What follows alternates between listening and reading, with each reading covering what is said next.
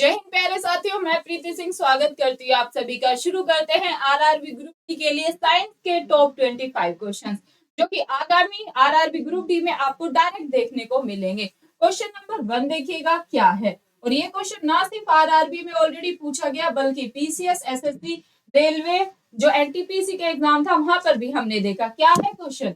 निम्न में से कौन एलपीजी का मुख्य घटक है? मीथेन, इथेन, प्रोटेन या फिर ब्यूटेन? और इसका जो राइट आंसर है हमारा डी हो जाता है, ब्यूटेन इसका राइट आंसर है। चलिए नेक्स्ट क्वेश्चन देखेंगे। क्वेश्चन नंबर 2, प्याज और लहसुन में गंध किस तत्व की उपस्थिति के कारण होती है? जब भी आप प्याज का तड़का लगाते हैं या दाल में लहसुन डाल देते हैं तो उसमें आप देखते हैं अजीब सी गंध आती है, तो वह किसके कारण आती है? इसका भी कारण है। लिथियम, सोडियम, पोटेशियम या फिर क्लोरियम? इसमें पोटेशियम की उपस्थिति होती है जिसके कारण यह गंध आती है। नेक्स्ट क्वेश्चन देखिएगा, क्वेश्चन नंबर 3। आप खुद देखें, आरआरबी सन 2009 में यह क्वेश्चन एग्जाम में पूछा गया था।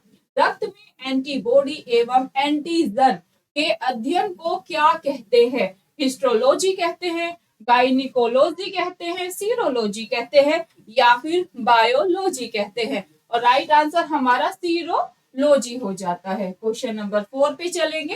पारसेक किसकी इकाई है? एक क्वेश्चन फिक्स है, इकाइयों से आना ही आना है। पारसेक किसकी इकाई है? दूरी की, समय की, प्रकाश की चमक की या फिर चुंबकीय बल की? राइट आंसर यहाँ पर दूरी होगा, यानी कि distance. Next question, question number हम पहुंच चुके हैं 5 पे। क्या है? प्रेशर कुकर में भोजन कम समय में तैयार हो जाता है। अक्सर आप प्रेशर कुकर में चावल, सब्जी बनाते होंगे तो आप पाते होंगे अगर आप कढ़ाई में सब्जी बना रहे हैं तो समय अधिक लगता है पकने में, लेकिन प्रेशर कुकर में जल्दी सब्जी या फिर चावल पक जाते हैं। ऐसा किसके कारण होता है? तो इसका जो राइट आंसर है ए होगा, जल का क्वथनांक जो होता है वो बढ़ जाता है, इसलिए सब्जी कम समय में तैयार हो जाती है। भारत में, क्वेश्चन नंबर 6, भारत में वन अनुसंधान संस्थान कहाँ स्थित है? अक्सर हमने देखा है अनुसंधान से भी एग्जाम में क्वेश्चंस पूछे जाते हैं। दिल्ली, भोपाल, देहरादून या फिर लखनऊ? और राइट आंसर यहाँ पर हमारा देहरादून होगा। क्या है भाई? देहरादून। नेक्स्ट क्वेश्चन देखो, इलेक्ट्रॉन की खोज किसने की? 7 नंबर क्वेश्चन। और मैंने आपको बोला था electron, proton, neutron, oxygen, DNA की खोज किसने की? यहाँ से ऑलरेडी एग्जाम में क्वेश्चन पूछे गए हैं। आप खुद ही देखिए, आरआरबी सन 2003 में यह क्वेश्चन पूछा गया। इलेक्ट्रॉन की खोज जो की थी वो की थी थॉमसन ने। किसने? थॉमसन। राइट आंसर लगा के आएंगे। क्वेश्चन नंबर 8 पर चलेंगे। एक सामान्य मानव शरीर कोशिका में गुणसूत्रों की संख्या कितनी होती है? और राइट आंसर यहाँ पर हमारा 46 होगा। क्वेश्चन नंबर 9 देखेंगे क्या है।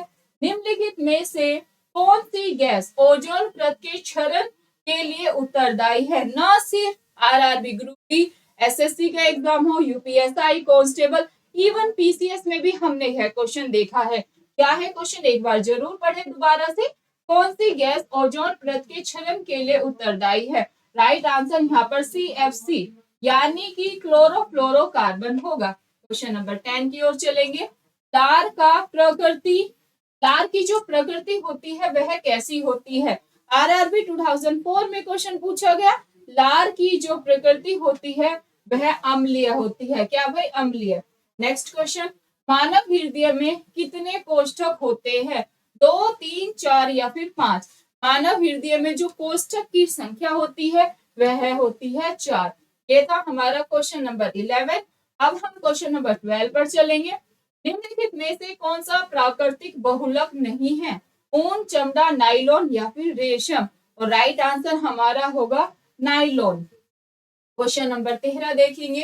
किसी वस्तु का प्रतिबिंब मनुष्य की आंख में कहाँ बनता है? कार्निया में, आइरिस में, प्यूपिल में या फिर रेटिना? और राइट आंसर आप रेटिना लगा के आएंगे। क्वेश्चन नंबर 14 देखेंगे क्या है। एड्स, जो एड्स बीमारी है वह किससे होती है? जीवाणु, फफूंद, कृमि या फिर वायरस से? जो एड्स बीमारी है वह वायरस के कारण फैलती है। एड्स दिवस हम कब मनाते हैं? 1 दिसंबर को मनाते हैं। क्वेश्चन नंबर 14 हो गया है हमारा। 1 मिनट रुकेंगे।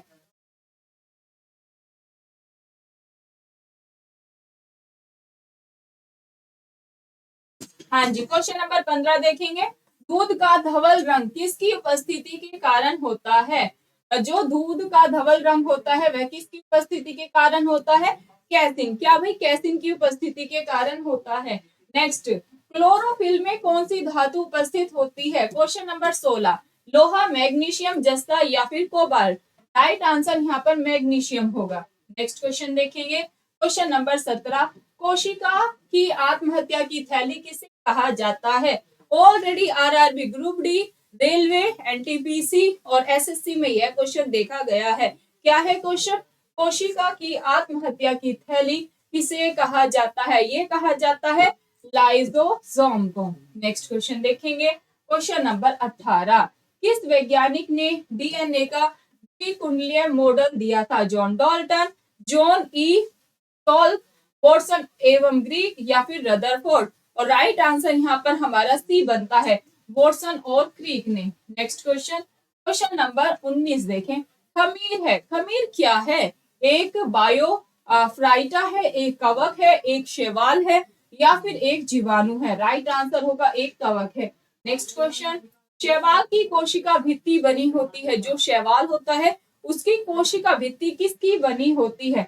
और राइट आंसर हमारा सेल्यूलोज होगा। भाई काइटिन नहीं लगा के आना है। बहुत सारे बच्चे सोचते हैं काइटिन, लेकिन काइटिन गलत आंसर है, सेल्यूलोज होगा। क्वेश्चन नंबर 21, मानव शरीर के संतुलन को कंट्रोल करने के लिए मस्तिष्क का कौन सा हिस्सा जिम्मेदार होता है? और इसका जो राइट आंसर है वो सेरिबेलम हो जाता है। नेक्स्ट क्वेश्चन 22 देखेंगे, आंखों के रंग के लिए उत्तरदायी रंजक कहाँ उपस्थित होता है? और राइट आंसर यहाँ पर हमारा बी होगा, आंख की पुतली में। क्वेश्चन नंबर 23 देखिएगा, मानव शरीर की सबसे बड़ी मिश्रित स्रावी ग्रंथि कौन सी है?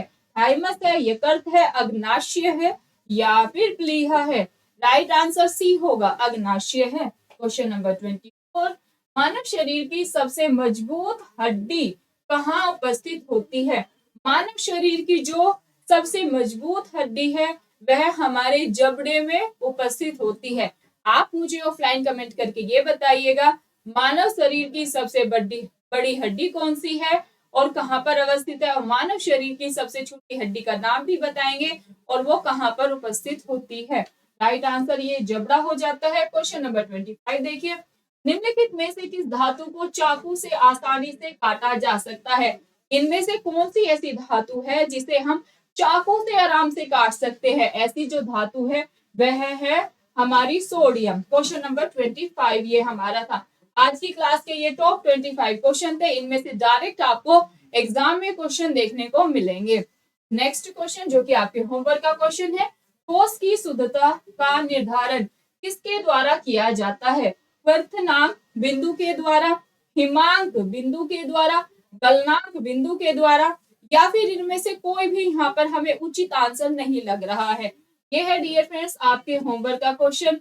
उम्मीद करती हूँ सभी स्टूडेंट ऑफलाइन कमेंट करके इस प्रश्न का आंसर जरूर देंगे और आप हमें बताइएगा ये क्लासेस आपको कैसी लग रही है। आपका फीडबैक हमारे लिए बहुत ही ज्यादा महत्व रखता है। जैसे कि ऑलमोस्ट हमारे पास फीडबैक आ रहे हैं कि मैम हमें क्लासेस से बहुत ज्यादा हेल्प होती है, आप 50 क्वेश्चन की सीरीज लेकर आए, 100 क्वेश्चन की सीरीज लेकर आए, तो वो सीरीज भी हम स्टार्ट करेंगे जैसे ही ये आरआरबी ग्रुप डी का एग्जाम खत्म हो जाएगा। तो प्यारी प्यारी कमेंट जरूर करिएगा ताकि और बच्चे भी हमारे साथ कनेक्ट हो सके।